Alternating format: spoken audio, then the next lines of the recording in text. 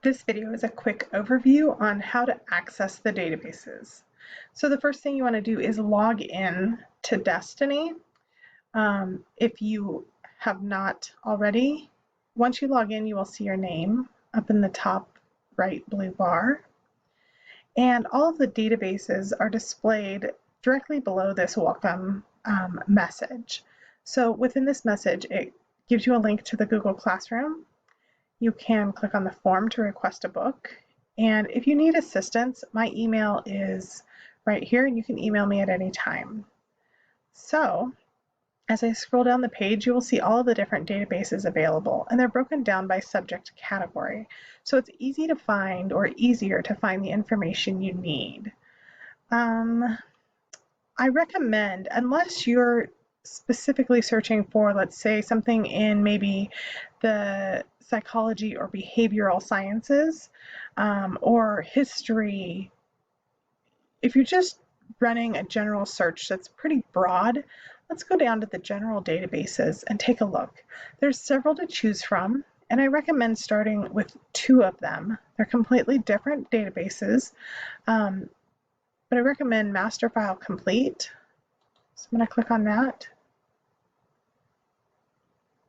And remember, if you're at home, it will ask you for the password and username. So if you go back to the Google Classroom, the library Google Classroom, you will see that master list of passwords. Okay, so you want to look for that database name, type in the username or password. Sometimes it's just the password. So this is the database of Master File Complete. And to use that, it's a lot like Google, okay?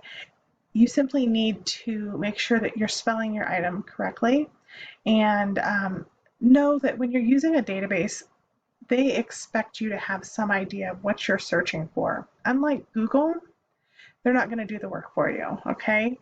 It's academics, so you're going to have to put in the work. So let's search for global warming. And you can see as I'm typing it in, it's pre-populating different suggestions. Okay, so while I was going to search for global warming, maybe I'm looking for, maybe my topic is more, can be narrowed down from global warming and climate change. So that's something to keep in mind. Don't just discount what it's pre-populating. Take a look at that. So I'm going to click search, and I get over 16,000 results for global warming. Now, that's a lot of information, and you're not expected to go through every single search result. So you can do several things. Over on the left-hand side, you can slide the publication date slider over. So if we want something within the last 10 years, I can change that. And that drops my results down to 5,790. Maybe I'm looking for something specifically in academic journals. I can click on that, and it brings it down to 448, which is still a large number, but it's a little bit more manageable. So to access an article, you can click on the title, and I recommend doing this, okay? Always click on the title because this brings up a short abstract, and I'm highlighting this abstract. The abstract gives you a brief overview of this topic or of this paper. And this one, for instance, is 4 pages. You don't want to read 4 pages and then figure out that it has nothing to do or nothing to support your research or your thought, okay? So if this is something you want to access, then you click on PDF full text.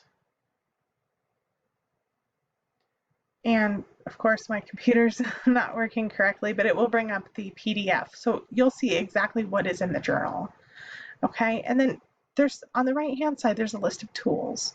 So if you want to add this to your Google Drive, it will create a folder and put all of your documents, or all of your articles in one folder, which is really, really helpful because you typically go through and do your research and then you put together your thoughts and write your paper. Okay, it doesn't always happen on the same day, and that's totally fine. So if you go ahead and add it to your Google Drive, also make sure that you grab the citation. It's this little piece of paper that looks like it has writing, and whether you're using APA or MLA, you'll have to scroll through the list. You can highlight, copy, and paste that into a Google Doc.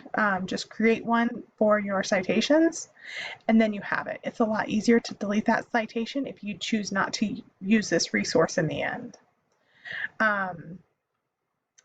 And that's just a brief overview of this database. I want to show you quickly Power Search. And what I like about this one is it shows it's searching 2 databases at once, which is really helpful. Again, it pre-populates the information or the search terms. So in this one, you get a little bit different global warming and greenhouse gases. So take a look at some of those. And then as it searches, it's a lot of the same thing, okay? So this one's it's just a different layout. You can search by academic journals. Maybe you're looking for something in a book, in the news, whatever you choose. They're all full text documents. And so if we click on academic journals, it's automatically set to magazines if that's the most, that has the most results. Whatever has the most results will be up there at the top. And you can sort by newest, oldest, or relevance. It's whatever you feel comfortable with, and sometimes you just have to play around with it. So as I click on this article,